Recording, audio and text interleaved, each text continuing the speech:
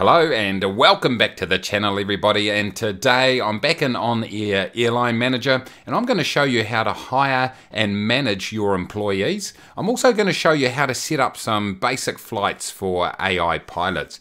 Now, one thing I will do is show you in depth in another video how to set up work orders, which will allow you to do multiple legs with AI pilots, but that's a whole video by itself. Now, before I get into it, if I can just remind you to please go ahead and smash that like button down below. And if you are new, how about consider subscribing to the channel? It costs nothing at all except just a little bit of self-respect. And let's be honest, who's not willing to give up some of that? So with all that said, everybody, let's get into the video.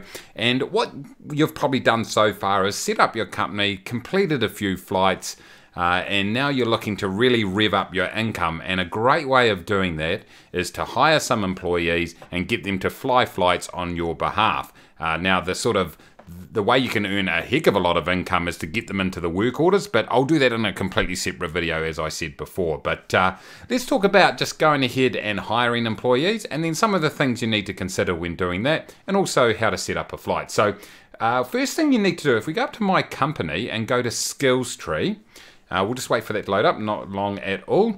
You need to have the hiring agreement unlocked here in the skills tree. Now, I did have a question in the comments a few days ago to say, hey, which sort of areas of the skill tree should I unlock first? I will do a separate video on this, but in short, what I would recommend is that you unlock the passenger license first. That allows you personally then to go ahead and carry both cargo and passengers, so it gives you a wider range of jobs. And then the second thing I would do is go ahead and unlock your hiring agreement. That's going to allow you then to hire AI pilots and employees who can then earn money on your behalf. And then from there you can unlock whatever you want. I mean, I've unlocked FBO's agreement because in one of my upcoming videos I'm going to show you how to set up and manage an FBO. In the easier difficulties, bank loans aren't really required unless you want to go ahead and buy some more expensive aircraft straight off the bat, but it's pretty easy to earn income, so you might not need to unlock the bank loans until a bit later on.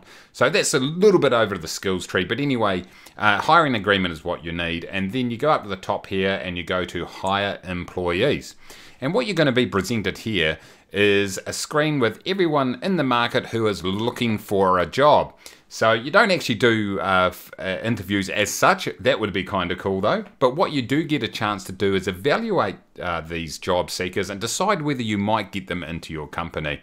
Let's cover flight attendants and mechanics first. So once you get into the bigger aircraft, you're going to need flight attendants to be on board with your aircraft. So for a start, you're not going to have to worry about these too much at all.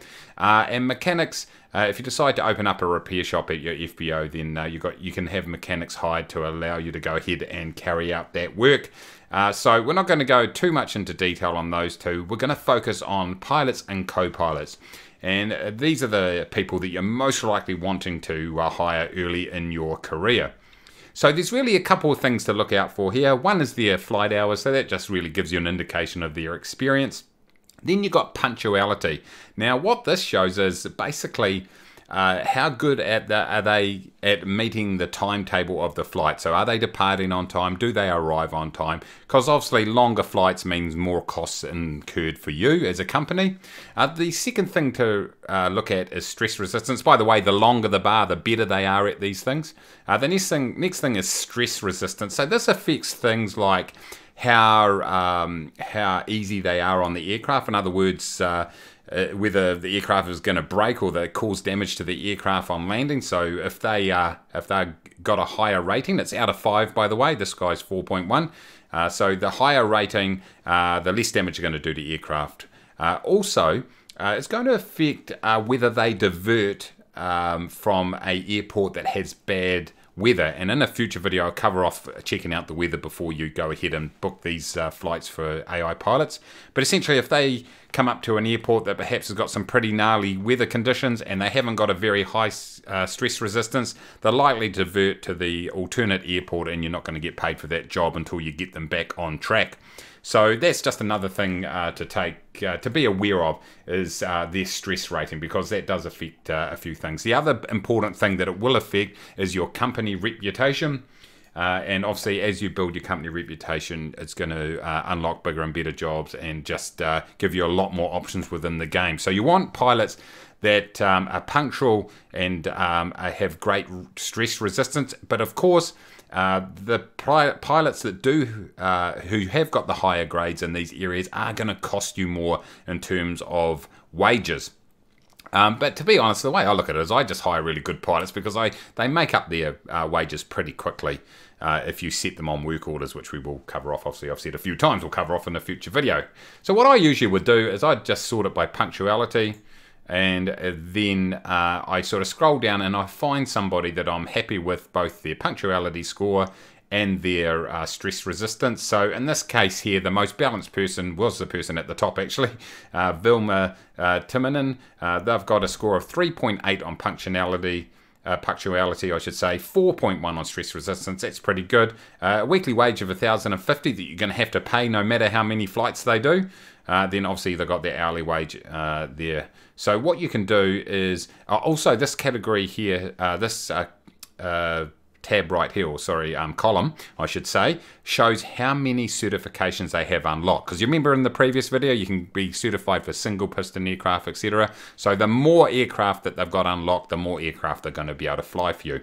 So if we look at Vilma right here, and this is what you should do for your employees when you look to hire them, they've got 7 unlocked. I go to evaluate and it's going to bring me up all the details about this particular pilot, and it's Vilma Timonen, and she is 46 years old. She's got total flight hours of 9,226 hours, and she's got 150 these are freelancing costs, by the way. So if you, just to clarify that, is you can actually hire pilots on a short-term contract.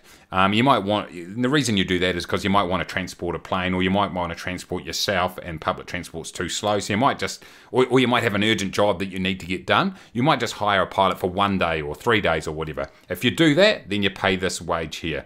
Obviously, if you hire them as an actual employee, you pay the weekly wage. Okay, so the next thing you just need to have a look through is look at the type of class certifications that they have. We talked about that before. And just make sure that that she is covering off the aircraft that you want her to fly. And in my case, I've only got a Cessna 172, so and she's got single engine piston land, which is fine. Now, of course, I could rent a bigger aircraft. So, for example, if I wanted to rent out a Cessna 208, she's got the single engine turboprop land right there, which means she'd be quite useful to be able to fly that. So you don't have to hire them on the basis of aircraft you own. Of course, you can rent out aircraft too, but you will have to pay the rental fee.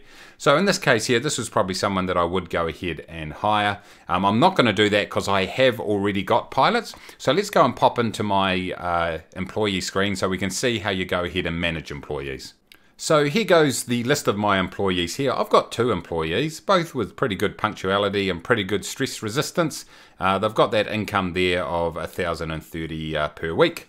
And 1,010 there. So what you can do is you just go to manage. If we go to Lucas right here, and it gives you a number of different options for this particular employee. So a few things you can do. Relocate, that means change their home base airport. That doesn't mean transport them somewhere, because that's what transport means. Transport means send them to a different airport that you need them to be at the moment.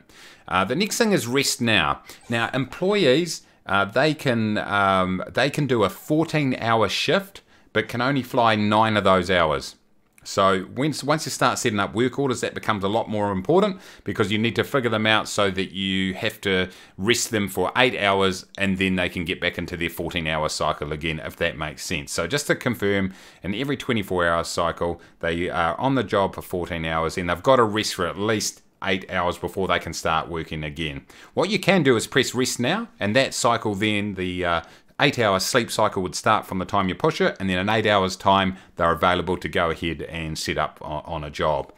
Training, so what you can do here is I could go training. I'll bring it up here, and here we are right here in the training screen. And so this is just basically getting them to do training for a certain type of aircraft. So I'd pick something that he doesn't have. It's going to cost you some money. So for example, if it was that one, I'd say start training, and it's going to take 2 days for this particular employee to go ahead and get trained. Now, obviously, while they're doing the training, they're not going to be able to fly, so you're not earning income from them. That's one thing to take into account. Okay, so the other thing you can train them on is their skills. So for a pilot, it's punctuality and resistance, which we know about. So you go ahead and go start skills training. It takes a day, costs 1,300 credits, and so that will improve each of these categories. For flight attendants, there's a passenger care and effectiveness, and for mechanics, it's precision and effectiveness. So depending on the type of employee, will determine right here what skills you can train them on. So just to recap, if you want to get them certified in a new engine class, or a new aircraft class I should say, you go ahead and do it in here. If you want to improve these 2 skill areas, you can do it down here too. So back in the pilot's summary right here, the management page, the other thing I can do is obviously go ahead and fire him. So you can get rid of him if it doesn't work for you. So there you go, that's how you go ahead and manage an employee. So even if you hire someone maybe who's a bit cheaper and they don't quite have these 2 skill sets that you're looking for, you can go and upgrade their skills, get them in bigger and better aircraft, and you might decide that's the way you want to go with your employees. So it's all pretty straightforward once you know what to do right there. So let's go ahead and set up a real basic flight for one of our pilots. Here I am in the live operations map right here. So I'm going to get the AI pilot to do this, to take this aircraft right here. So all I do is click on prepare the next flight and just wait for that to load up. Now what I would say up front here is, once again, this is not the most efficient and effective way to operate your AI pilots. Much better using work orders where you can set up multiple legs, but at least this shows you how you can just get an individual flight done and earn a little bit of money. So by clicking on the start flight button right there, what it does is show me in the location of this aircraft right here what payloads are available at the airport, and I'm at Myrtle Beach, my home base right here. And so what I can do is just select one of them. So let's just go for that, because then I know it's going to be well under the payload weight. It's 125 nautical miles. So let's just pump up the fuel. I'm not discarding fuel here, everybody. Let's go all will help. Let's pump that up to 50% just to be sure. Everything's looking good right here. So I go confirm and go fly now. And here we are in the familiar apron screen here, the loading screen. And as you can see, the cargo's being loaded in. It won't take long at all. So we just need to put in our destination over here. This is just like setting up a normal flight that you would conduct, KEWN. We'll throw in our alternate right there. And all we need to do is select AI pilot. You can either go ahead and hire a pilot, and this is where you could do a freelance pilot, by the way, if it's a one-off job. But I'm going to go ahead and select Lucas Appel, or Appel. In this case here, Lucas is at the airport, the aircraft's at the airport, I've put in my destination, everything's loaded up, so I just go launch flight when ready. Then it takes you back to the live operations map right here. You can see what flight's being set up right there, and if I sat here and watched it for a while, you'll see Lucas moving across the screen in the Cessna 172 on his way to drop off that job that we've just set up. Now, once he arrives at the airport, if I wanted him to do another job, I'd have to go and select him and do another job and do it all manually, and that's why setting up number of legs at once is a much better option. As you can see over here, it's showing it's flying at the moment, so everything is looking good. So there you go, ladies and gentlemen, that's how you hire and manage employees. Obviously I showed you a lot around the pilot side of it, but you can go ahead and hire flight attendants and mechanics if you need them. But for the AI pilots, you can either hire them as full-time staff or as a freelance pilot if you only need them for a couple of days. So that gives you a bit of flexibility, and you can also go ahead and upskill them. So if they need, if you want them to fly bigger and better aircraft, you can do that. If you want to get them more punctual or less higher stress resistance, so they can land in worse weather and get better company reputation, you can do that also. So once you know how to do it, it's pretty straightforward. And like I say, they are a really great way to increase the income for your airline. So if you do have any questions, throw them in the comments below. I want to thank you very much for taking the time to watch the video. Make sure you smash your like button, subscribe if you are new, and until next time everybody, take it easy.